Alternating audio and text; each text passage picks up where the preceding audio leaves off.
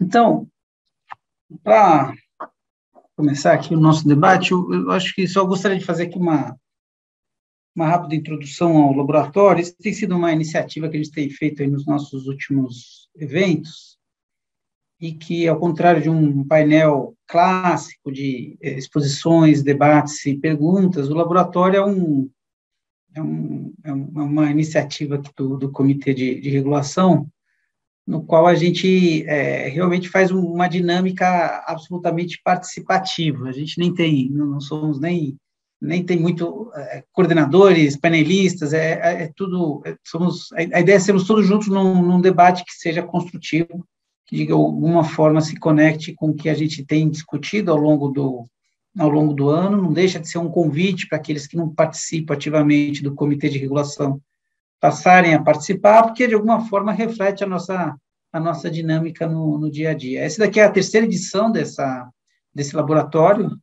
A gente fez um em que a gente, baseado em alguns grandes assuntos, discutimos temas,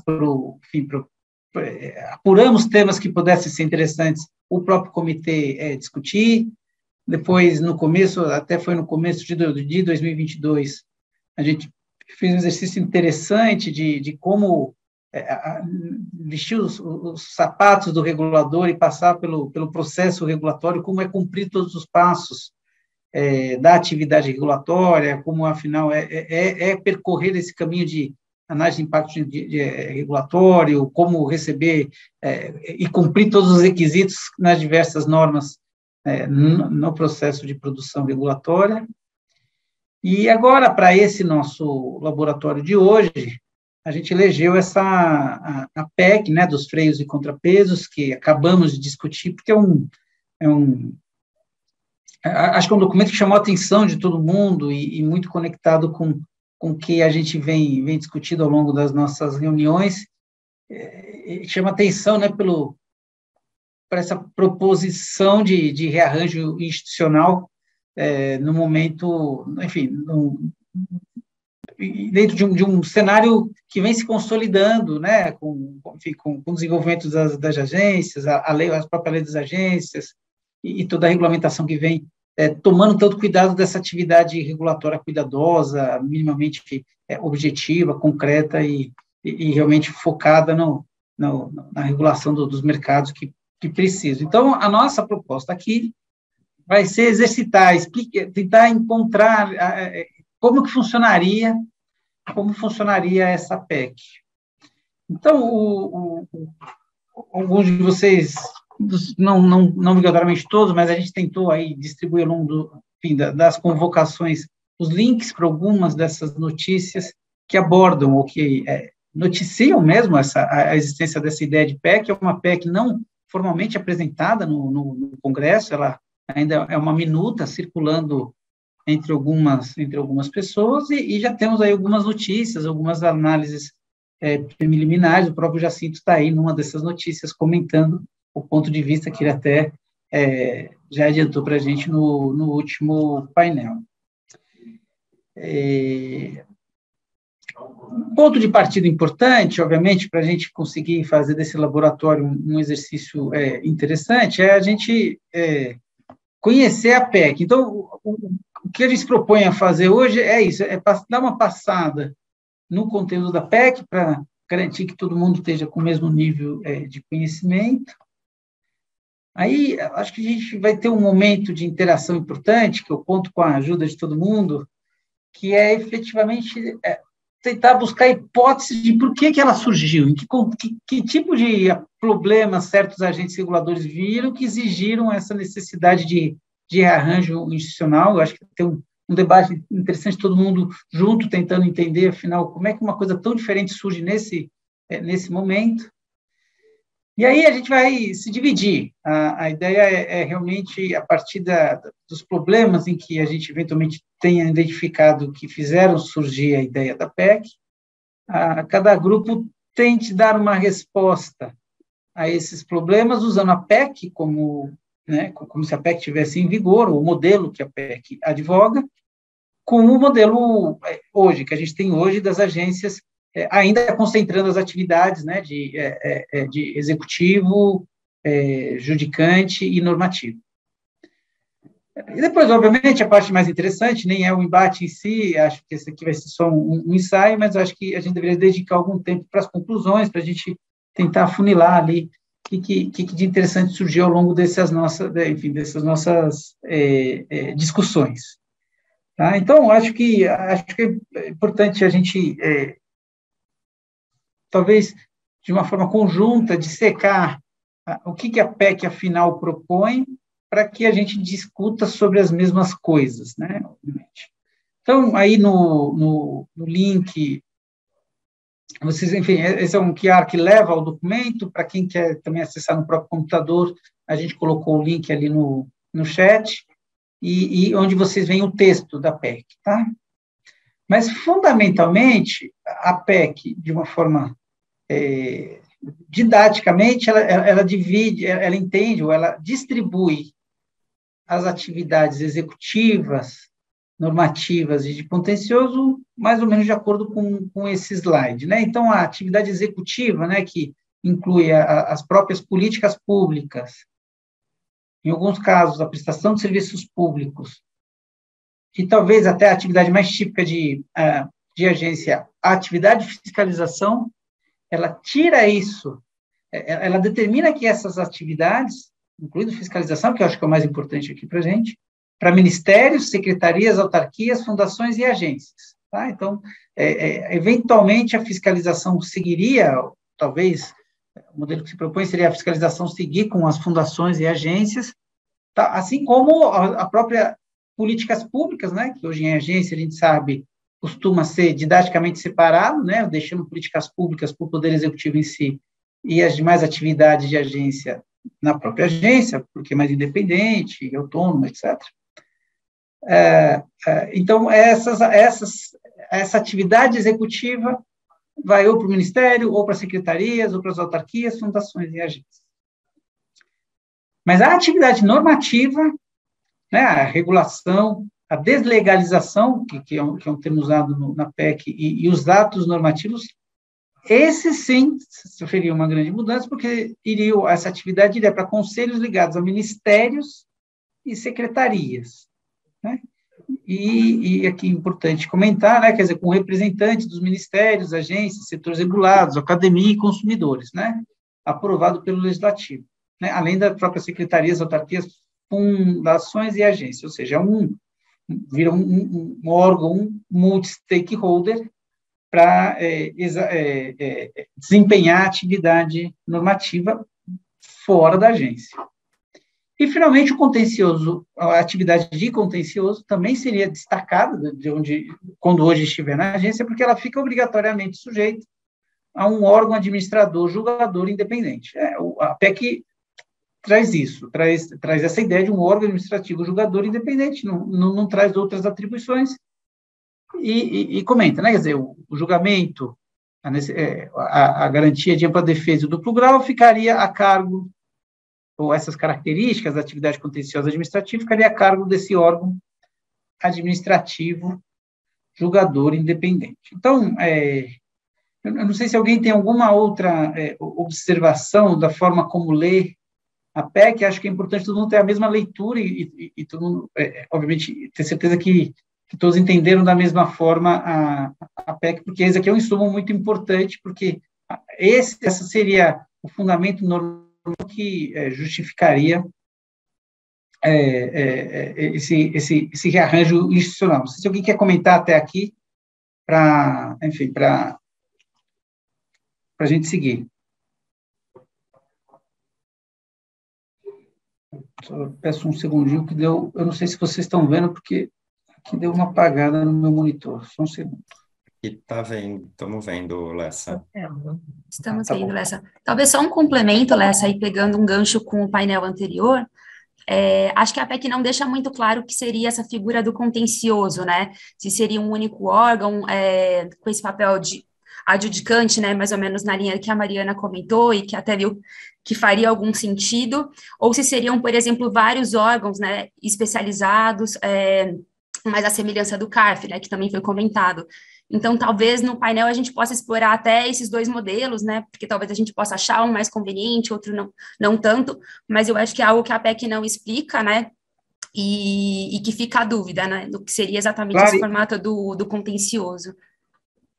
sim, e pode fazer toda a diferença, né, Marina? Perfeito, ótimo, excelente. Muito bem. Então, o que a gente deveria se propor aqui? E aqui eu queria apresentar para vocês, eu estou contando com a ajuda aqui de quatro pessoas, quatro subcoordenadores, a gente pode dar o nome que quiser, para a gente conduzir o debate, que é a Marina Cardoso, que acabou de comentar, a Andréa Astorga, não sei se todo mundo consegue ver, né? O Zoom vai dispondo as janelas de uma forma meio aleatória, mas a gente também tem a Gabriela de Salve e o João Assis, seriam as pessoas que, enfim, que vão me ajudar aqui também em organizar os nossos debates. Esse QR Code que está aí, junto com esse link, leva a gente para uma tela do Jammer, que é uma lousa branca do Google, que eu já vou compartilhar com vocês, e de onde a gente pode tirar algumas notas. Aqui, acho que a ideia é a gente, mais ou menos, dispensar 20 minutos para a gente tentar encontrar hipóteses de por que existe essa PEC, o que ela está querendo resolver, e talvez daqui a gente exclua critérios ou formas de ver se efetivamente a solução que ela propõe resolve esses problemas. Então, deixa eu parar de compartilhar essa tela e ir para o Jammer, que vocês podem acompanhar lá ou não, inclusive vocês poderiam até escrever nela junto comigo ou com a gente, mas aqui acho que é só para a gente ir tirando notas mesmo. Deixa eu ver que eu não estou achando aqui a minha tela. Só um minuto. Aqui. Muito bem. Então, já vi que tem um monte de gente conectada aqui no nosso dashboard aqui, não sei se é um dashboard, se é um quadro branco, quadro negro, mas a gente aqui, que eu vi, enfim, não sei quem se arrisca a dizer, quer dizer, por que existiria essa PEC? O que ela quer resolver? Ela quer resolver um problema de legitimidade, de divisão dos poderes? O que a gente poderia aqui levantar como hipótese que justifica a sua existência, ou a sua proposição? Eu li em alguma das notícias que eles não tinham, né, entrado ainda com a PEC, não entraram até hoje, e que eles queriam testar a discussão antes de propor qualquer coisa. Então, é claro que existe, né, como posso dizer, uma irritação, né, do Poder Executivo com algumas medidas de agências reguladoras, isso, mas sempre teve, né, como a Patrícia colocou, desde o início do modelo, né, mas talvez tenha sido um pouco para testar a opinião pública para ver o que ia ser dito. Não sei nem se eles vão seguir em frente. Eu li essa notícia, eu fiquei um pouco com essa impressão, até porque eles não entravam até hoje. Teve também as eleições, etc., né? Tudo isso impacta, mas não sei. Ou então a reação enfim, da sociedade já se mostrou não positiva, né? Pelo menos a maioria das notícias são nesse sentido. Hoje mesmo no seminário a gente viu, né? Acho que vai ser difícil aqui quem vai ficar com a missão aleatória de defender a PEC, mas eu acho que quem estava por trás, quem está por trás da PEC, melhor dizendo, né, que até o próprio Vinícius comentou que não são empresas reguladas, então não está muito claro o que se tem por detrás, os objetivos por detrás disso, mas talvez as próprias pessoas por detrás disso já perceberam que o movimento não tende a dar muito certo, né? Então talvez em função disso tenha tido uma diminuição aí na celeridade do processo, talvez nem entrem, como você comentou mesmo. Mas então... Vai lá, João. Não, só um complemento, eu acho que importante. A PEC ela também pode ser vista, e também fazendo um link com a fala da Carolina, como uma reação bastante objetiva do governo e de um grupo à situação, enfim, paradigmática da pandemia e da atuação da Anvisa com toda a dinâmica das vacinas, a aprovação da vacina chinesa, a aprovação da vacina para crianças. Então, essa irritação e esse cenário de tensão entre executivo e atividade da agência, enfim, eu vejo como um dos motivadores, né, para a iniciativa da PEC. E só um contexto aqui, aproveitando o comentário do João, tentando entender de onde veio exatamente, né, essa PEC, quem é esse grupo, né, do Unidos pelo Brasil. Eles têm, inclusive, um site na internet, onde eles têm lá 20 metas para continuar o desenvolvimento, né, do comércio, do varejo na época da pandemia. Então, dá para ver que esse grupo é realmente um grupo que foi bem impactado no momento da pandemia. Acho que teve essa polêmica, né, de um conflito entre executivo e Anvisa, e como o Vinícius, né, acho que comentou no painel anterior, não é nem exatamente um grupo regulado. Então, às vezes é difícil, dentro dos problemas lá que a gente comentava, né, do que seriam exatamente os desafios para as agências, não parece que foram exatamente esses desafios que levaram à proposição da PEC. Mas eu acho que é interessante, né, eu e o João ficamos com a difícil tarefa de pensar argumentos pró-PEC, e eu acho que isso nos traz aí um exercício de pensar, de fato, assim, que problemas hoje costumam ser apontados em relação à atuação das agências, e como essa PEC talvez dê uma resposta simples para isso. A gente pode discutir, né, depois no debate se faz sentido ou não, mas será que ela não traz um exercício interessante da gente pensar cada um desses pontos, né? Por exemplo, qualidade da diretoria das agências, né? Parece que essa ideia de um corpo técnico, né, que legitimaria essas decisões aí dentro de um contexto de desestatização e tal, será que a sociedade, às vezes, olhando, né, sei lá, a atuação de determinadas agências não poderia questionar isso, e essa PEC traz um modelo que pareça mais democrático, e acho que isso é um ponto bastante explorado em alguns artigos, né, para a defesa da PEC. Então, assim, acho que é legal ouvir o que outros pensam. Acho que esse é um ponto, talvez. E outro, o que o Jacinto aponta um pouco, né, também, que acho que todos os executivos eleitos têm ali um plano de governo e, de repente, se veem limitados, né, em relação ao que eles podem fazer. Então, acho que essa tensão do formulador da política pública / executivo e agências também é uma coisa que, como a Patrícia apontou, o histórico, né, acho que desde a criação das agências é uma coisa que sempre se coloca, talvez com novos formatos, né, as reações vêm no judiciário e agora, né, por uma anteproposta legislativa, mas que no fim está falando do mesmo problema e do mesmo desconforto.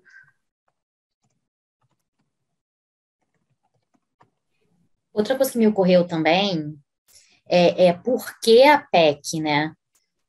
Que já existem diversos instrumentos, tem o veto legislativo, o presidente da República ele pode editar um decreto, ele pode, né, tem aquele parecer 51 da AGU que diz que ele pode né, mudar a decisão por meio de recurso hierárquico impróprio. Eu acho também que talvez o executivo tenha visto um grande bloqueio desse tipo de medida pelo Poder Judiciário, e aí o jeito de ultrapassar esse bloqueio seria justamente prever no texto da Constituição. E, de resto, assim, o controle dos atos das agências que desbordem, né, do que está na lei, que envolvam políticas públicas, é questionável, mas tem alguns caminhos, né, que já eram tratados pela doutrina de jurisprudência. Mas o judiciário, no governo Bolsonaro, ele ficou, né, muito resistente a esse tipo de medidas. Aí o jeito realmente seria mudar a Constituição. Um debate bom, porque será que essa é uma justificativa para ser via PEC? ou pode ser porque, bom, como eu tenho que mudar as leis todas, não sei, a justificativa de servir a PEC é nebulosa mesmo, é difícil saber aqui. Eu acho bizarro ser PEC, mas eu só consegui pensar nisso.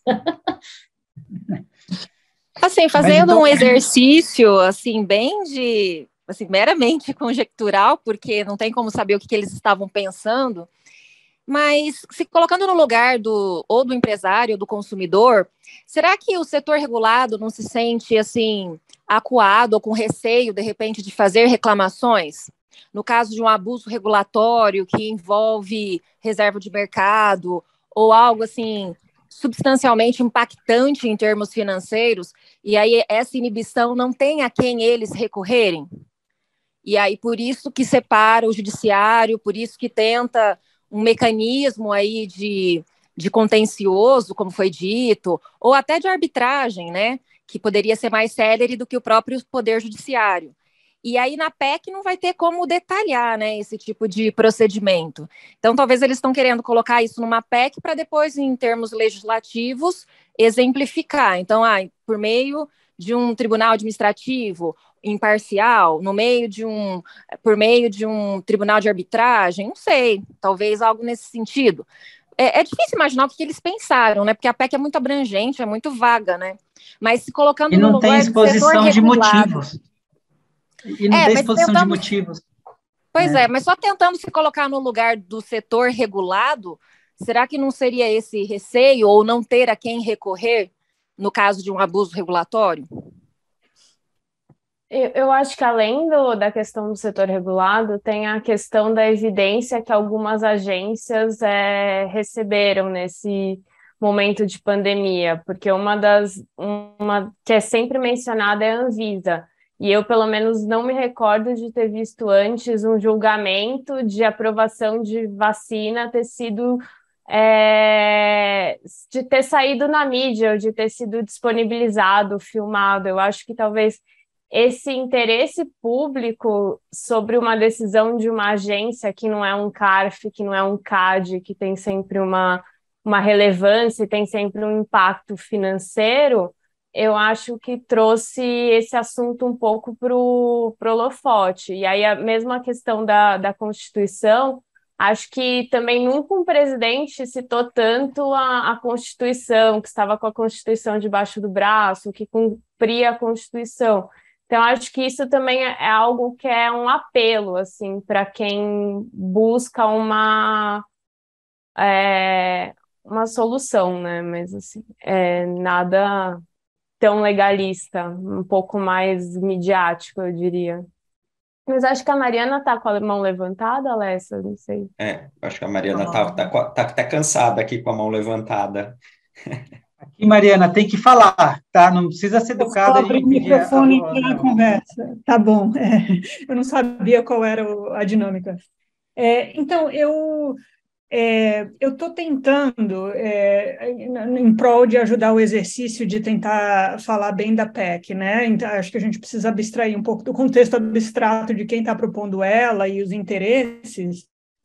E eu acho que essa informação que alguém deu de que seriam agentes econômicos reagindo à forma como o governo tomou medidas durante a pandemia é extremamente útil.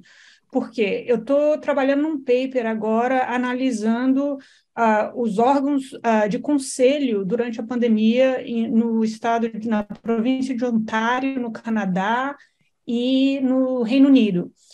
E esses órgãos, eles levantam uma questão muito interessante sobre a tensão entre expertise e decisões políticas. Quer dizer, quando você está no meio de uma pandemia, você vai ter que usar expertise científica, né? Não dá para você analisar a situação sem ter os cientistas na mesa, mas você também não pode deixar os cientistas encarregados da situação, né? Tem consequências sociais, tem consequências econômicas, tem uma série de outras questões que, demandam que outros cientistas estejam na mesa, por exemplo, sociólogos, né? Mas em alguns países, algum consenso de informar e guiar a decisão que ultimamente é política, né? Então, eu acho que isso cria uma questão muito interessante sobre essa ideia do conselho proposto na PEC, que é quando que a gente deve isolar o exercício normativo inteiramente da esfera política, como, por exemplo, em setores regulados, telecomunicações, e quando que você está lidando com uma situação em que isso precisa se tornar um diálogo, como esses conselhos emergenciais que foram formados em vários países durante a pandemia, né? E eu acho que se a gente conseguir fazer essa separação, dá para começar a entender que tem, né, algo na PEC que passa além de uma ideologia meio vazia de esvaziamento do Estado e do Congresso, que eu acho que é um pouco o que as pessoas estão sugerindo aí no chat, né? Enfim, eu acho que tem uma questão muito válida aí para a gente tentar resgatar na PEC, que vão ter decisões que precisam ser primordialmente expertise. Eu acho que a regulação de setores da economia, telecomunicações, eletricidade, por exemplo, são bons exemplos, mas a pandemia ela começa a entrar numa outra seara. O Lauro está com a mão levantada também, gente. Olha, boa tarde a todos aí, é interessante a discussão. Difícil defender a PEC, mas eu vou na mesma linha aí da Mariana. Eu acho que é uma reação a uma série de abusos regulatórios das agências, a uma cegueira das agências com relação ao mercado em várias situações, que, por um lado, encontra eco também na visão política dos políticos mais tradicionais, aliás, desde o Lula no primeiro mandato, que reclamava das agências reguladoras na forma instituída pelo governo Fernando Henrique. Ele mesmo já dizia que não conseguia governar porque as agências reguladoras mandavam mais que ele e não olhavam o interesse público. Isso vem de muito tempo. Mas eu acho que a ideia do conselho, ou de um órgão decisório mais paritário, formado por técnicos apontados pelo governo e por representantes dos prestadores de serviços regulados, dos regulados, é boa, porque, cara, o pessoal das agências usa e abusa de regular, de indeferir pedidos, de penalizar em situações absolutamente, digamos assim, injustas. Então, eu acho que se eu tivesse que dizer alguma coisa, eu faria o seguinte: eu não mexeria, não faria a PEC, mas eu colocaria um artigo na lei das agências obrigando a ter um conselho de prestadores de serviço ou das empresas reguladas na diretoria, justamente para controlar os abusos das agências. Esse ponto, enfim, pegando um gancho, Lauro, na tua fala, enfim, me remete ao tema da representação democrática e talvez aqui também devolvendo uma provocação e uma reflexão de o quanto hoje mecanismos como a consulta pública, a própria rotina da análise de impacto regulatório tem viabilizado a participação dos diversos stakeholders no processo de produção normativa, e aí, enfim, apenas para reforçar, de forma efetiva, né? Então, o quanto isso tem servido a um rito formal, né, sem efetividade no processo de produção normativa, ou o quanto isso, de fato, tem viabilizado que as partes interessadas ali participem nesse processo e contribuam para o que as agências produzem hoje a nível de regulação, né? Eu acho que é uma reflexão importante. João, acho que tem uma crítica também quanto ao momento, né, dessa participação, que muitas vezes na consulta pública a decisão está formada, né, e acho que tem agências que, por vezes, né, refletem essas contribuições aprimorando a norma, mas em várias outras situações a gente vê respostas ainda pro forma, né, em que quem participa não se sente ali realmente como parte daquele processo, né, mas nessa visão mais formalista. Só pegando um gancho, já que eu peguei a fala, eu fiquei refletindo um pouco sobre a questão do porquê a PEC. E talvez, assim, parte da crítica que se faz ao modelo das agências, até pensando ali na primeira DIN, né, que que foi proposta a respeito, tratava um pouco da questão, né, dos poderes do executivo previstos na Constituição e da ausência de autonomia, de uma figura autônoma ali, né, que garantisse esse poder para as agências. Será que quem propôs essa PEC, né, não faz parte desse grupo que talvez discuta a constitucionalidade hoje do modelo das agências e entenda que para a propositura aí de órgãos com autonomia, como a PEC propõe, isso teria, sim, que passar pela Constituição? Então, assim, só tentando entender a cabeça de quem propôs e do histórico, né, um pouco das críticas a esse modelo de agências autônomas, e talvez, né, sejam pessoas aí que se filiem a uma corrente doutrinária, não entendem que a questão foi superada e que sim seria necessário uma PEC para se poder ter órgãos autônomos, né, como a PEC propõe. Eu acho que o motivo é mais frugal, vamos dizer assim. Eu também acho, Laura, eu estava tentando só pensar em argumentos. Simplesmente que eu não quero que mude, entendeu? Que leia ou altera a qualquer momento. É bem mais... Agora, a PEC também, para mim, comete uma tremenda de uma inconstitucionalidade que é absolutamente desrespeitar o Pacto Federativo, né? Por que é que você vai organizar ou obrigar estados, municípios, a ter um modelo de administração? Não há mínima necessidade disso, eu acho absolutamente inconstitucional. Cada município, cada estado, cada órgão, cada, digamos assim, entidade federativa sabe onde o seu calo dói e tem que ter a liberdade de estabelecer os regimentos internos, os seus regimentos de agências ou não, na forma como quiser. Eles não são obrigados, por exemplo, a montar agência. Né? Então, o município não tem agência de tudo, tem as que julgam necessárias, saneamento, algumas elétricas, outros de transporte, mas não há a mínima razoabilidade em se obrigar a verticalizar tudo.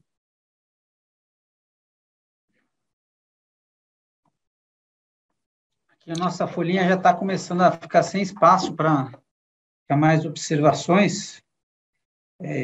Não sei se a gente começa a filtrar aqui ou vamos continuar um pouco mais. A gente tinha se proposto a falar durante 20 minutos, já foram 22, mas acho que estão vindo ideias muito boas. A gente pode continuar aqui um pouco, mas em algum momento a gente tem que apurar aqui e talvez eleger quais são as indagações mais pertinentes para a gente testar se essas indagações são pertinentes. Será que a PEC, do jeito como proposta, resolveria? Mas vamos em frente. Aqui, gente, um ponto comum que até que o Lauro e a Marina comentaram, que talvez ajude a gente a tentar sintetizar alguns dos post-its aqui, é a questão da legitimidade a partir de quem exerce essa atividade, né?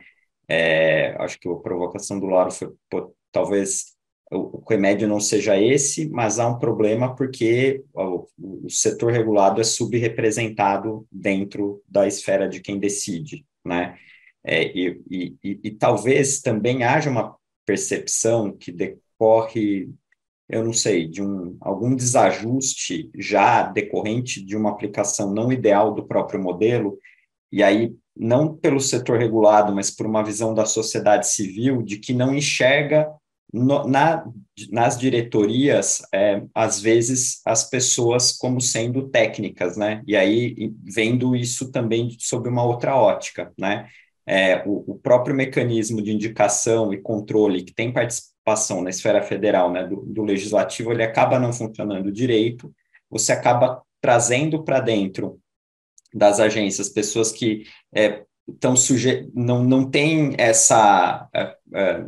não transparecem, pelo menos, uma visão de capacitação técnica e conhecimento setorial ali acima de qualquer suspeita. Isso também gera a percepção de que as decisões, elas não são legitimadas por não serem técnicas, mas elas serem políticas e insuladas num sentido ruim, né, dessa expressão. Então, eu não sei também quanto que isso não se retroalimenta, né? Não funcionar o mecanismo que garante que garantiria, pelo menos em tese, de que os nossos reguladores eles sejam técnicos, atuem de forma precisa e tudo mais, isso não faz com que haja menos percepção de que o trabalho é esse, aumente o questionamento das agências, enfim. Eu acho que tem uma troca aí. E em relação ao que o Lauro comentou, eu não sei se isso não seria simplesmente dar algum poder a mais para os conselhos consultivos, né? Porque eles já têm essa representatividade diferenciada em relação ao próprio conselho diretor das agências, né? Mas, enfim, só uma colocação aqui. E podia, Matheus, só pegando seu gancho, essa colocação do Lauro, eu anotei aqui, a sugestão do Lauro, na verdade, pode, de alguma forma, também trazer a ponderação do outro lado de que vai ter uma captura maior da agência, né? Porque se você tem um representante da operadora, ou, enfim, do ente regulado ali na agência, os conselheiros, de alguma forma, vão estar mais capacitados a entender o lado do agente regulado, é fato, mas, por outro lado, influenciados também muito diretamente por eles, né? Então, acho que isso pode ser um ponto de atenção. E só para finalizar, acho que eu acabei de ver uma notícia de uma MP que aumenta o número de diretores da ANTAC, não sei se vocês viram. E aí eu acho que também notícias como essas, para quem já tem muitas críticas ao status quo, só alimentam, acho que, as críticas, né? Porque ao invés de talvez ter medidas que garantam efetivamente, por exemplo, que as consultas públicas não sejam para inglês ver, né? Que a análise de impacto regulatório não seja para inglês ver, tem um aumento dos diretores, né, numa determinada agência. Então, acho que isso também, esse tipo de situação pode fomentar ainda mais a insatisfação de quem apoia a PEC, né?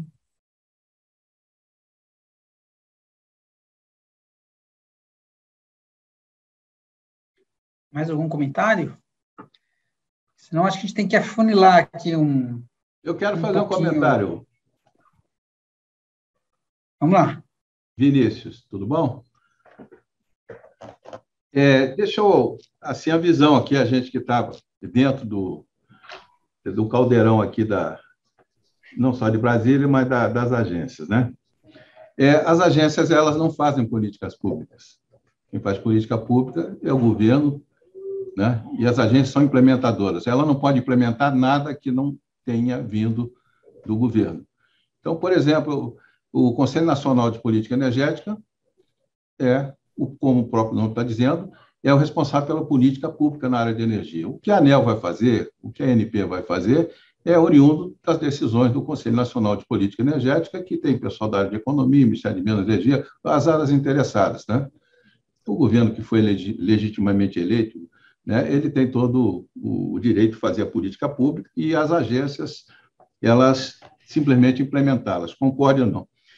Sobre a questão das indicações, realmente, a gente vê indicações que a gente acha que tem outras muito melhores, né? Mas a gente tem que lembrar que a indicação ela é feita em 2 tempos. Indica e tem o Senado que vai ver se aquela indicação atende aquilo que ele mesmo aprovou uma lei, né? Dizendo que teria que ter determinadas características. Então, o Senado é um ser político, né? Ele faz as avaliações dele. Infelizmente, não dá para colocar, não é só o currículo, tem uma série de outras coisas que se analisa, né, quando se faz. E as agências, ela têm uma coisa muito importante, que ela amortece esse tipo de indicação, né, que, se houver. Ela tem uma diretoria colegiada. E a diretoria colegiada, são 5, as decisões são tomadas de forma majoritária. E os corpos técnicos das agências são muito bons. Nenhum diretor produz um relatório. Todos os relatórios são produzidos pelas áreas técnicas. Não tem um relatório do diretor tal. A área técnica produz e o diretor vai discutir com a área técnica aquilo. Não tem um relatório do diretor, né? Ele é o relator. Então, toda a parte de regulação técnica, regulação econômica, elas são baseadas em contratos. Por isso que dá segurança jurídica, os contratos de 20, 30 anos. A gente pode perceber, conversando com as concessionárias, elas todas têm críticas em determinadas colocações que fazem, com muita razão, às vezes, etc., mas elas sabem que elas têm condição de viver, de sobreviver e de o contrato delas ser cumprido. Tem uma coisa também que a gente tem que levar em consideração, só no Ministério de Minas e Energia, estou pegando o Ministério de exemplo, tem 23 associações que diariamente estão lá, ou no Ministério, ou dentro da ANEEL, discutindo as coisas. São associações grandes, pesadas. Então, e ficou tantas associações que tem uma federação, que é a FAS, Federação da Associação de Servidores das Associações do Setor Elétrico, né, que leva e faz esse trabalho junto ao Congresso Nacional, do que elas precisam.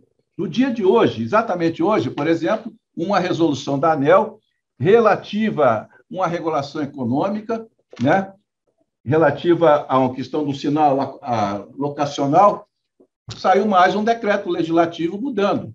Nos últimos anos, saíram 600 decretos legislativos do Congresso Nacional mudando coisas nas agências reguladoras. 600. No dia de hoje deve ser um pouco mais, porque eu fiz uma pesquisa outro dia, né? Isso é muita coisa, mudando na área de orçamento, na área de pessoal, mudando na área de controle.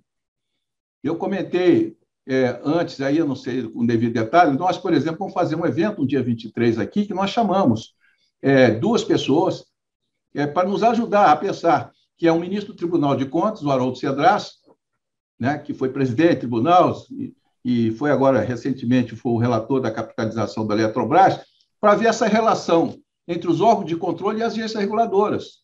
Que os órgãos de controle, que deviam controlar aquilo que está previsto na Constituição, artigo 70, 71, as atividades meio, licitação, contrato, pessoal, etc., estão entrando na atividade fim. Isso é direto. O Congresso está na atividade fim, 600 decretos legislativos, e a gente não vê muito repercussão, né? Aliado a isso, temos o Ministério Público também, né? Então, as agências reguladoras, elas têm as autonomias dela, regulatória, mas essas autonomias regulatórias, toda hora, ela tem esse tipo de coisa. Não estou dizendo se é certo ou errado. O que o Congresso decidir, que é a expressão do povo brasileiro, é aquilo que a gente tem que levar em conta. Agora, temos que verificar o seguinte, na questão de autonomia administrativa e financeira, eu comentei, esse ano, por exemplo, o caso da ANEEL, né, ela tem 900 milhões, mas está sendo só autorizado a gastar 450 milhões. E ela precisa, o discurso do diretor-presidente que assumiu, o Sandoval, é um excelente técnico de carreira da ANEEL, substituiu o André Pepitone, que era outro excelente técnico de carreira, ele disse que precisa aumentar o quadro em 25%, porque a demanda aumentou. A ANA, a mesma coisa. Ela recebeu um pesado fardo na parte de saneamento básico, pediu 100 pessoas. Até agora não se conseguiu. Então, autonomia existe, administrativa, financeira, um papel, mas em alguns casos, eu comentei, uma semi-autonomia, né? Mas a gente tem que ver que esse balanço é normal. Eu trabalhei com 8 ministros de Estado, trabalhei aqui, fui presidente de agência com 3 governadores diferentes, e eles são todos muito parecidos.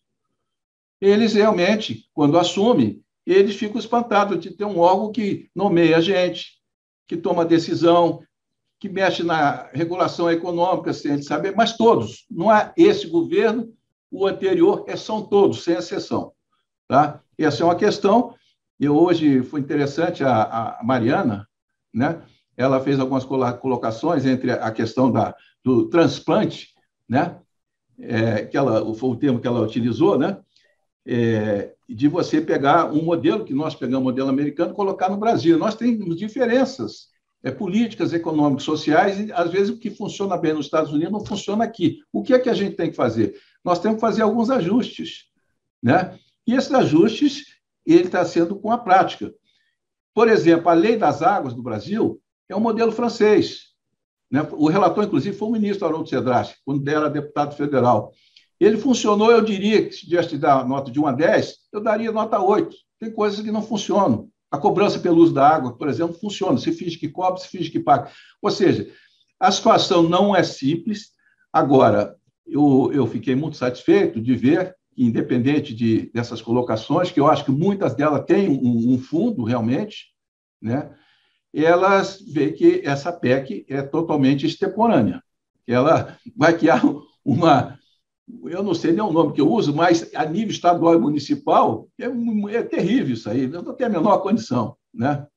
Então, basicamente seria isso que eu queria falar. Muito obrigado pela oportunidade. Excelente, muito bom. Bom, eu me arrisquei aqui... Podia fazer uma PEC para o TCU, então, que tal? Olha só, boa. Eu acho muito melhor. Vamos limitar o TCU. Eu me arrisquei aqui a pintar 5 post-its que a gente talvez pudesse usar de parâmetros para nos dividir aqui e tentar defender ou defender o status quo ou a PEC. Mas queria ouvir a opinião de vocês. Em princípio, acho que vários dos nossos comentários mostram que esses seriam razões para existir a PEC ou que a PEC busca solucionar, né? A qualidade da diretoria da agência, que seria pior do que a participação mais ampla da sociedade, né? A reação de agentes econômicos a intervenções de agências, que é muito próximo, né, da circunstância em que o executivo se sente, não sei se próximo, mas enfim, outras poderia ser o executivo que se sente limitado pelo poder da agência e a PEC poderia tentar resolver isso. A aflição, eventualmente, da sociedade sobre o fato de que, apesar de falar em processos normativos, a agência não dá ouvido à sociedade civil, ou uma reação a situações de abuso de agências, né? Regular sem conhecer o que está regulando, decidir de forma arbitrária ou populista em situações técnicas e vice-versa. Não sei, elegeria essas, mas queria ver se teria mais alguma sugestão de vocês. Acho, Lessa, talvez pegando aqui um gancho no comentário da Mariana, no painel anterior, em relação à adjudicação, talvez a gente tenha mais um dado aí, né, que todo ano, né, o TCU, sempre ele aí, como o Lauro comentou, solta uma análise mostrando que, invariavelmente, há uma diferença muito grande entre multas aplicadas e arrecadadas, né, no âmbito das agências reguladoras, porque grande parte vai acabar parando no Poder Judiciário. Então, talvez aqui não pensando também sob a ótica do setor regulado, mas também pegando aqui talvez algo que pudesse ser visto não só como uma proteção do agente regulado, mas também como uma forma de tentar melhorar esse contencioso, o que quer que signifique esse contencioso que está descrito na PEC, né, que eu acho que é um problema que a Marina e a Mariana também já tinham comentado. Será que não é também uma razão, né, a gente tentar buscar algum órgão que pudesse, talvez, deixar esse cenário menos tenebroso, né, em que, acho que, invariavelmente, os valores arrecadados ali são, em geral, menores do que 10%, né? Acho que estou sendo até muito otimista na maioria dos cenários, né? Então, eu não sei se também não seria um ponto aí, olhando para esse pedacinho da adjudicação, né? Acho que a gente pensa bastante na questão da legitimidade e tal, a própria fala do Lauro também colocou luz em decisões em geral, mas eu acho que tem essa parte, né, quando se torna mesmo um litígio, um contencioso, que talvez isso não esteja sendo solucionado a contento, né, e talvez isso gere esse último pedaço aí da proposta, né, ainda que mal colocada, mas enfim, acho que o caminho seria por aí. Não, ótimo. Eu até fiz mais genérica essa observação, Matheus, coloquei, a atividade judicante é deficiente, de qualquer forma. Seja porque multa e não coleta, seja porque não é técnico, seja porque não é independente, acho que é um bom caminho a percorrer, né? Quer dizer, talvez haja espaço, sim, para melhorias da atividade judicante nas agências. Eu acho que é a principal fora área. Dela, né? Quer dizer, a proposta é fora dela, né? Fora da principal, agência. Não, eu acho que a principal reclamação é essa mesmo, entendeu? Desde a aplicação de multa, a pedidos de revisão de contrato, a reequilíbrio, quer dizer, é sempre não. Então, eu acho que essa atividade judicante precisaria ser revista, e aí talvez dentro da lei das agências, não precisa da PEC. O Lessa, Vinícius, de novo, hoje mais cedo eu falei, é importante ressaltar que o quadro de procuradores da agência é da AGU, não é o quadro de agência. Nós temos, quando é feito o concurso, é feito os reguladores, né? E o quadro é o quadro que a AGU manda para lá, né? Então, isso a gente tem que atentar. Hoje até nós discutimos um pouco antes, né?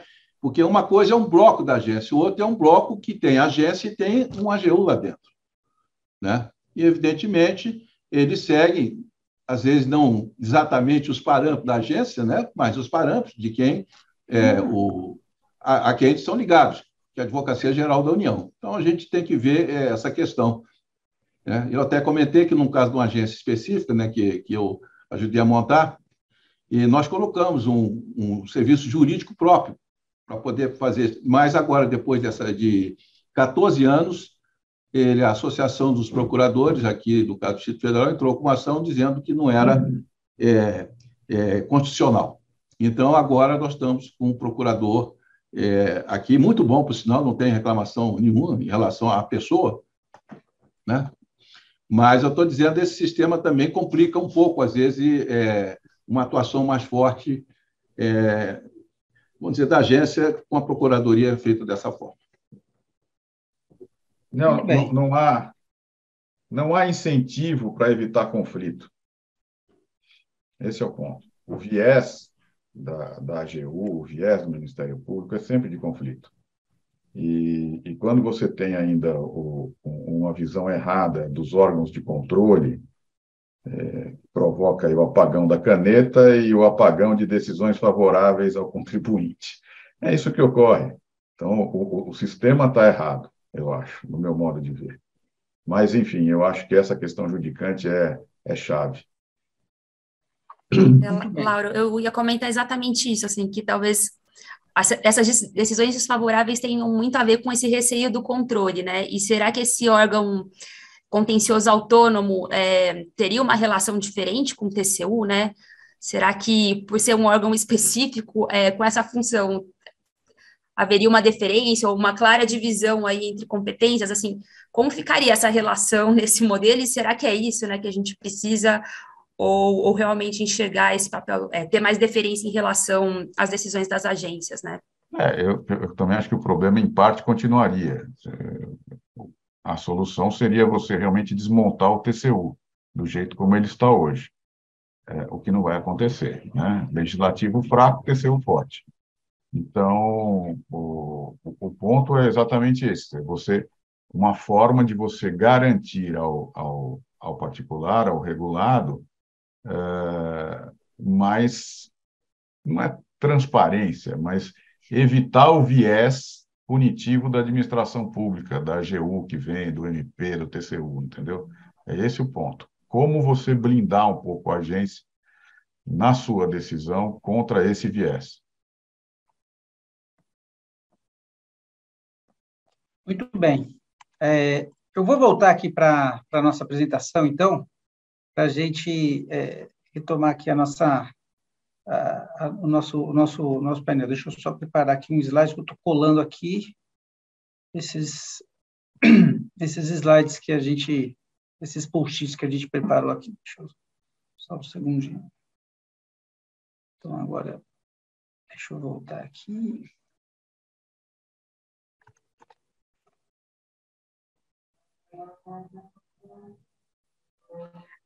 Eu colei aqui de forma bem simplória.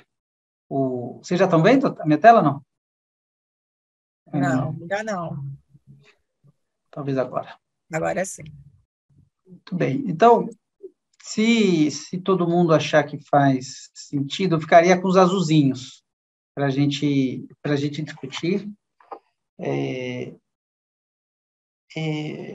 Eu não sei se vocês estão acessando a página lá, mas a gente deveria agora se dividir entre nós para cada equipe atacar os azulzinhos aí.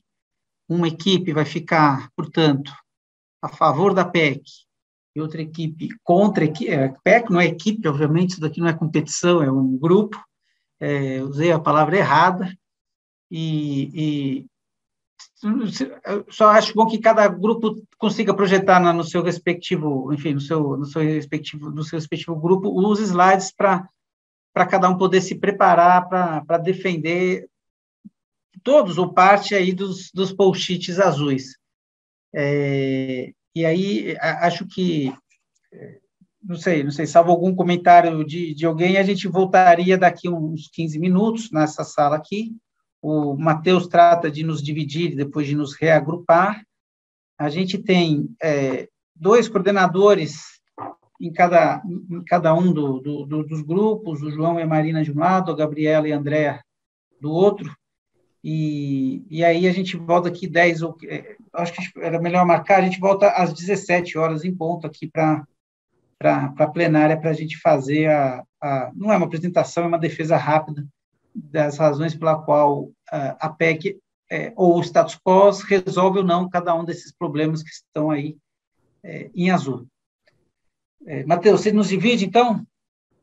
Divido, pessoal. Eu vou já abrir as salas, vai aparecer uma mensagem para vocês, enfim, vai ser escolha randômica, então a gente vai ser distribuído aleatoriamente entre as salas. Tá? Depois eu vejo aqui se eu consigo mover a Marina e o João para as salas corretas, e a Gabriela e a Andréa também, tá bom?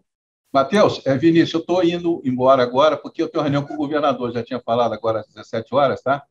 E queria agradecer a oportunidade da BARC de estar aqui presente, tá bom? Muito obrigado, doutor Vinícius. Até a próxima. Até a próxima. Gente, acho que estamos aqui indo para a reta final aqui do nosso laboratório. Eu acompanhei um dos grupos e achei super interessante os debates. Acho que aqui é o momento da gente dividir um pouco as ideias e cada grupo tentar aí advogar a sua posição. Acho que começando com o pessoal eu não sei quem que é melhor. Eu queria aqui um processualista me ajudar. O que é melhor em termos de processo e garantias processuais? Quem deveria começar? Quem Ninguém foi, né? Tem que falar primeiro. A PEC? Quem ataca o status quo. Não, ninguém nem sabe quem é o autor da ação, muito menos da PEC. Não dá nem para saber. Estou puxando sardinha para o meu, obviamente. Então, tá bom. Bom, o Matheus vai determinar, então, se começamos com a PEC ou com o status quo. Bom, já que a André se manifestou que o ataque começa, né, e a defesa tem o privilégio de poder responder, né, aos argumentos, então, quem que ficou aí encarregado, André, de relatar os pontos do status quo? Acabei sendo eu, justamente. Então, tá com a palavra. As notas, na verdade.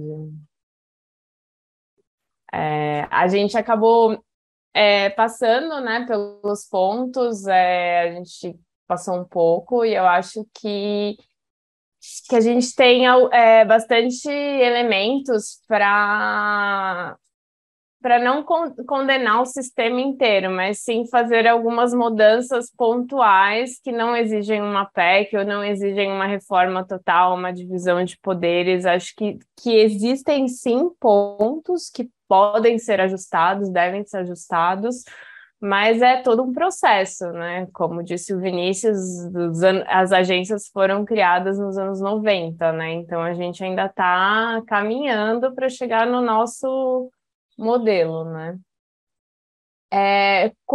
Vocês querem passar ponto a ponto? E aí a gente debate, ou vocês querem um comentário geral, como vocês preferem? A gente pode fazer um comentário geral, Andréa, e aí depois a gente passa para o pessoal da defesa da PEC um comentário geral, e aí tiramos os chapéus aí e caminhamos enfim, para uma discussão mais aberta. Perfeito. Então, acho que o primeiro ponto que a gente debateu, que é interessante, é a questão da qualidade da diretoria, né, da agência, e aí um ponto que surgiu, que é bem que pode ser uma solução seria a sugestão de um quinto constitucional que contrapesasse a burocracia, a falta de visão política, econômica e social, para ter um pouco mais de participação, né? E também trazer um pouco mais de expertise e de qualidade.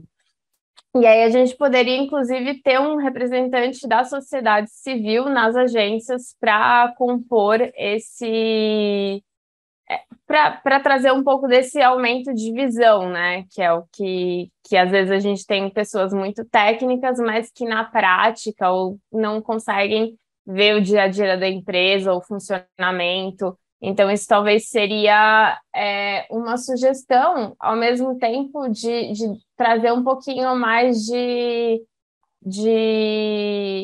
blindagem ao técnico, para ele ter um pouquinho mais de autonomia, ao invés de um pouco de receio de tomar uma decisão que não necessariamente agrade quem o colocou lá, né? E ficar blindado do TCU, né, Andréia? Seria uma forma dele ficar blindado, os técnicos ficarem blindados do TCU. E aí, só complementando essa ideia do quinto, de uma espécie de quinto, a ideia seria assim, colocar até a indicação, como na OAB, enfim, em alguns órgãos, né, a própria sociedade civil, talvez as próprias associações dos setores das empresas reguladas poderiam votar nesse representante. Então, traria uma legitimidade e sem ter o risco da gente adentrar por um movimento de PEC que a gente sabe como começa e não sabe, nem sabe bem como é que começa, vai saber menos ainda como termina, né? Então, seria uma tentativa de solucionar essa questão que é grave, que a gente sabe que é importante, dessa forma. Desculpa, André, te interromper. Não, imagina, pode super me complementar. E aí, passando para a situação de abusos das agências, não, desculpa, tem um ponto antes, que é a reação de agentes econômicos, que a gente acha que é um pouco originada da própria situação econômica do país, e que os agentes, eles buscam alguma solução que seja fácil, que seja, por exemplo, um band-aid que você coloque na situação e você não veja e talvez resolva. E, ao mesmo tempo, a gente acha que já existe a lei das agências, né? E que ela talvez seria um pouco suficiente para solucionar essa crítica que surge, né? Se você quiser falar um pouquinho mais, Gabriel.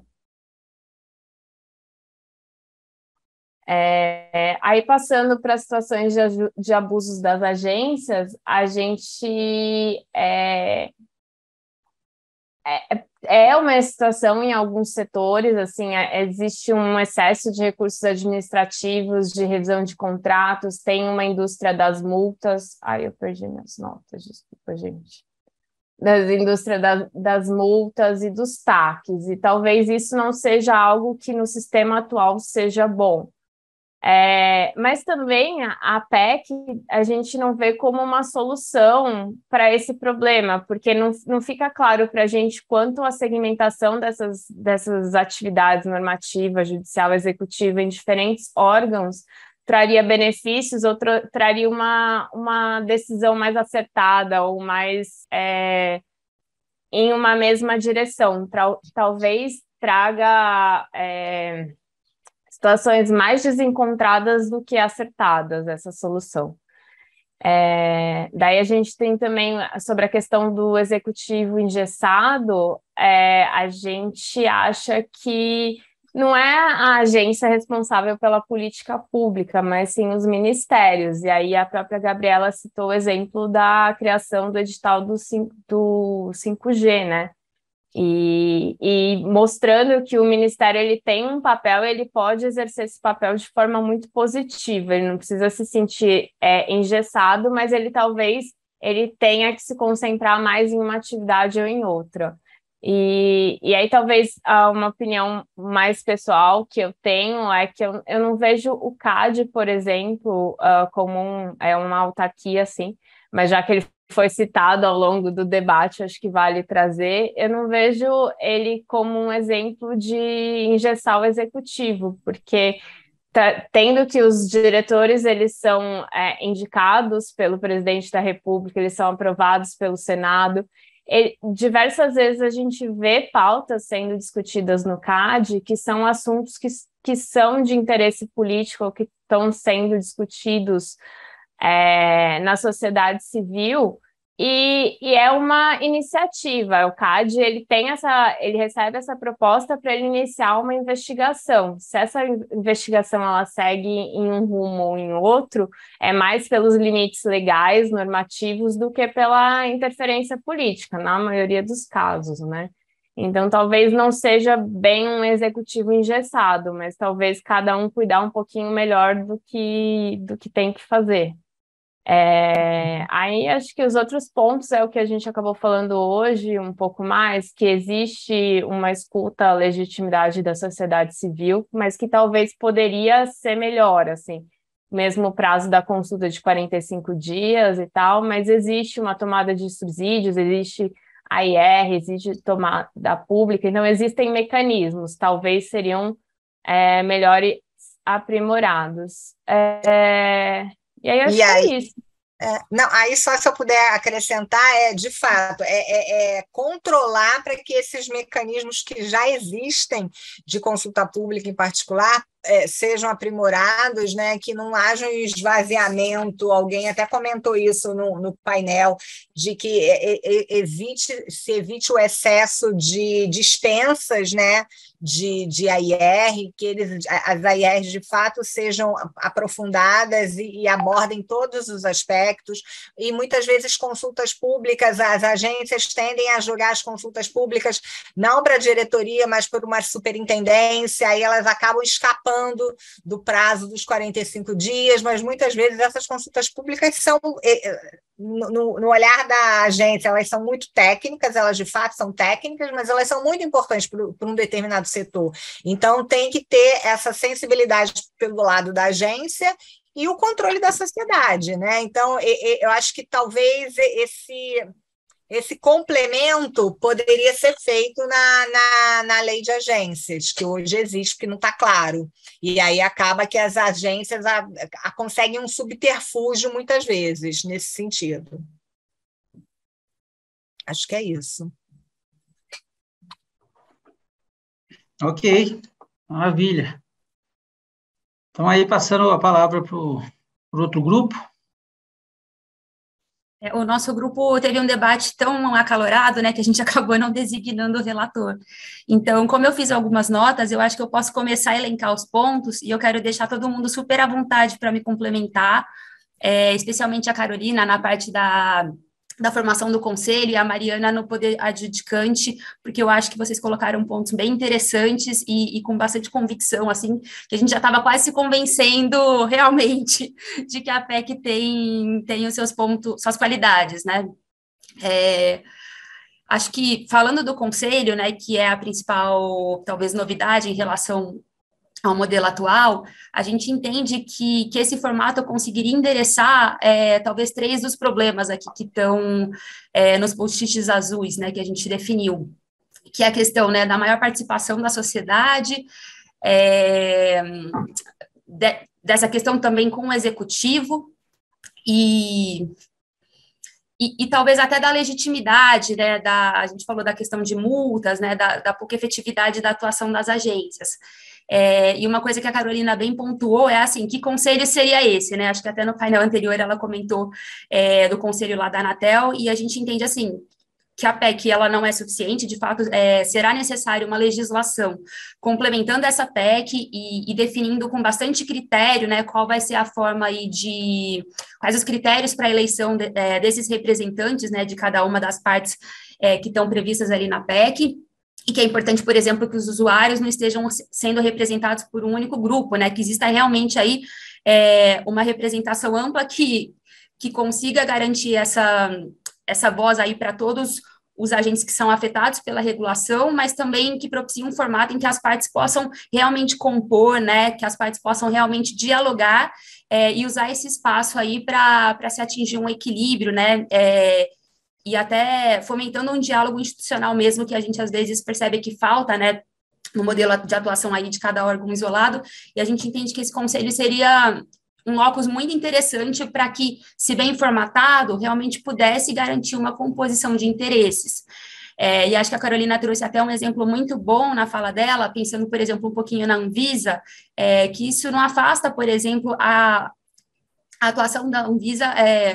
Ela deu o exemplo da gestão de riscos, né? Assim, então, a agência continuaria com esse papel, mas muitas vezes definir quem vai lidar com determinado risco, tem algumas decisões muito estratégicas e complexas, né? Que não é uma solução unicamente técnica que vai dar a melhor resposta.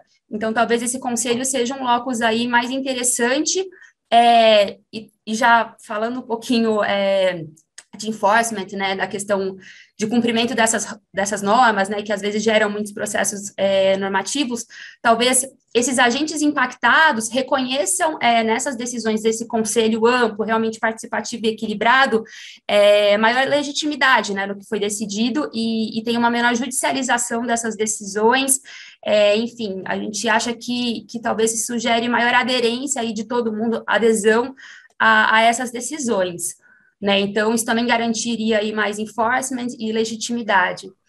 E, por fim, com relação ao poder adjudicante, talvez essa seja a figura que a gente achou que faça mais sentido, porque várias falas mostraram que hoje parecem haver problemas no exercício dessa função pelas agências. Por exemplo, né, foi apontado que os órgãos que muitas vezes estão ali responsáveis por tomar as decisões, né, por instruir os processos, não têm conhecimentos jurídicos básicos, né, então, como você fala de devido processo, de razoabilidade de decisão, às vezes é até difícil ter uma interlocução adequada com essas pessoas que realmente não estão nem entendendo o argumento que está sendo trazido, e será que faz sentido, né, as decisões serem julgadas por esse corpo, que é técnico e é bom para algumas questões, né, pensando na Anatel, sei lá, a gente tem engenheiros excelentes, mas é esse mesmo pessoal, é essa mesma equipe que a gente quer que julgue, né, as decisões, os autos de infração. Então, a gente entende que esse poder adjudicante, que daí também acho que todo mundo comentou que não sabe exatamente o que é isso, então, se fosse, por exemplo, um órgão único, talvez fosse importante ele ter divisões temáticas, né, para que existisse ali um pessoal realmente que entendesse a regulação de determinados setores e depois isso fosse para um pleno. Mas se fossem, por exemplo, órgãos diferentes para cada setor, a gente entende que ele poderia reunir, ao mesmo tempo, a expertise técnica e jurídica necessária e que isso também, decisões melhor instruídas, formatadas, que respeitassem melhor os direitos das partes, elas também tenderiam a ser melhor aceitas, né, por todo mundo, e menos judicializadas, né? Então, garantindo maior eficiência e eficácia para essas decisões. E também situações de abuso, né? Que, por hora, ali, alguns erros acabam passando, e esse órgão talvez tivesse mais neutralidade e um olhar mais sistêmico ali, de tudo que está em jogo, né? E pensando até num órgão único, talvez houvesse mais uma calibragem aí de decisão nos diferentes setores, né? Sem comportamentos muito diferentes que a gente vê hoje em relação a algumas agências, né? Umas punindo muito com multas absurdas, quase quebrando empresas, e outras talvez não exercendo esse papel, que também é ruim, né? Para a garantia do cumprimento das suas normas. Então, talvez esse órgão adjudicante fosse uma figura interessante para contornar vários dos problemas que foram apontados no painel anterior, e talvez se não for realmente um órgão, se isso não for criado, né, pensando aqui já, saindo da defesa da PEC, acho que muitos problemas reais que acontecem hoje com as agências poderiam ser endereçados dentro do próprio formato das agências, mas assim, a gente percebeu que existem falhas no modelo hoje, e que essas falhas repercutem e desfavorecem o próprio cumprimento, né, das decisões das agências. Então, não sei se eu deixei algum ponto de fora, mas eu acho que o debate foi muito rico e a gente já estava quase se convencendo, assim, porque os argumentos foram muito bons e eu acho que os pontos fazem muito sentido, né? E talvez a gente possa aproveitar eles para pensar o modelo atual, né, e aprimoramentos incrementais ao modelo atual.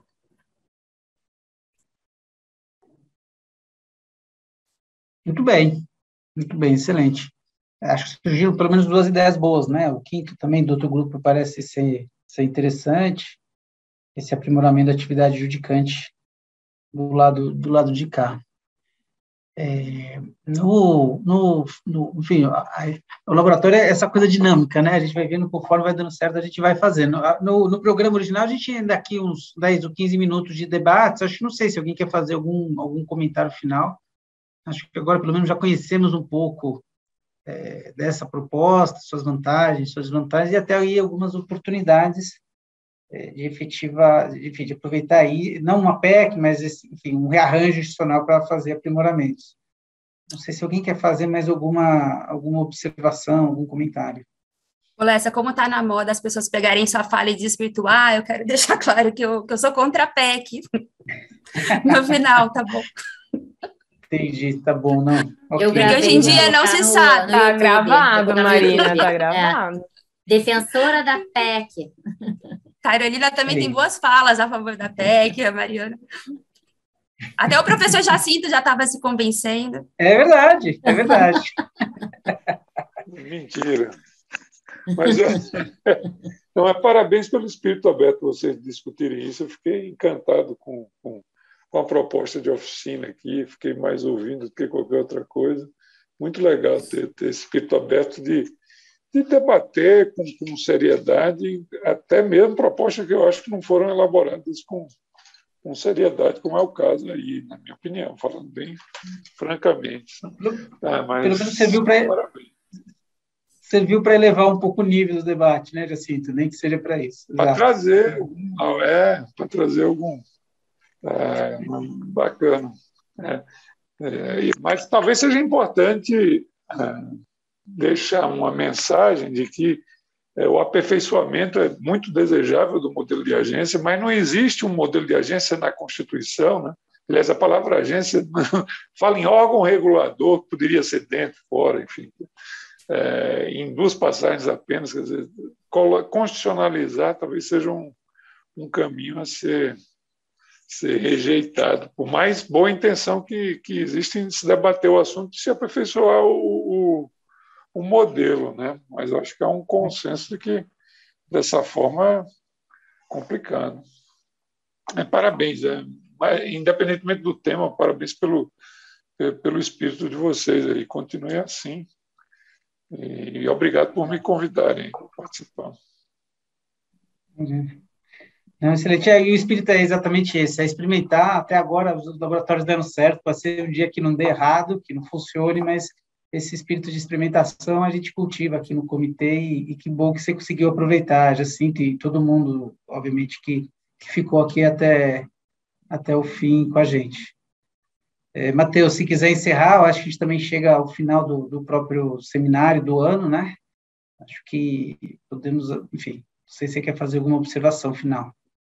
Não, acho que sobre o espírito do laboratório é exatamente esse. Acho que por mais esdrúxula, né, que seja a proposta, né, ela nos obriga a refletir um pouco sobre o que pode ser melhorado, né? Então é interessante observar que até a defesa aqui, né, do status quo, ela foi uma defesa que apontou aspectos que poderiam ser melhorados dentro do modelo, né? Então, ainda que o caminho não seja esse, a redação não seja essa, a ideia do laboratório era mesmo realmente aproveitar as reflexões do painel anterior para ver o que a gente poderia melhorar, né, e para que esses pequenos defeitos, né, acho que até foi colocado, né, a agência como um avanço civilizatório, né, como que pequenos defeitos não possam ser usados para acabar com o avanço civilizatório, né, não seja ali uma trinca, né, que acaba derrubando o edifício todo, né, então acho que foi essa provocação e cumprimos esse papel com êxito aqui. Acho que tivemos no seminário como um todo reflexões muito interessantes. Acho que do primeiro painel sai um desafio enorme, que é fazer algo que o Comitê de Regulação fez já, mas de forma pouco constante, que é olhar mesmo para a produção legislativa, né? Então, eu acho que ficou claro que a gente tem ali uma fonte de questões que podem impactar a regulação, como é evidente, né, que a lei vai fazer isso, né, mas eu acho que o comitê nunca se debruçou muito sobre isso. Eu acho que é uma fronteira aí que a gente precisa ver como abraçar. E na nossa parte da tarde, a reflexão foi exatamente essa, né? Será que a gente tá bem ou está mal com o nosso modelo, né? E uma reflexão muito enriquecida pela visão que todos os painelistas aí no primeiro painel conseguiram trazer, e com vieses muito diferentes e bastante complementares, assim, eu fiquei muito satisfeito.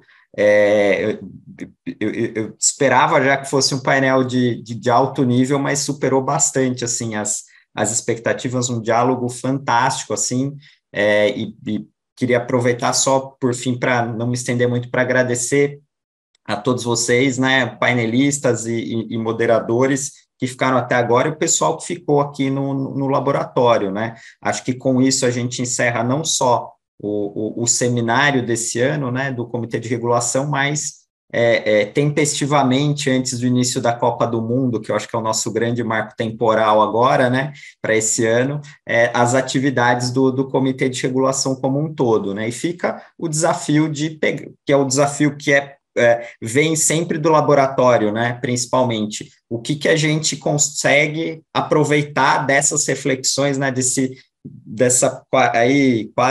essas quase 2 horas aí que nós ficamos em brainstorm aí para trabalhar dentro do comitê, né, em que a gente tem bastante gente envolvida, bastante gente com grande capacidade de trabalho e disposta a fazer coisas legais aí, né, nessa área de regulação e concorrência. Então, fica aqui o agradecimento a todos vocês em nome do IBRAC, e certamente voltaremos aí a falar num futuro muito próximo. Muito obrigado aí, pessoal.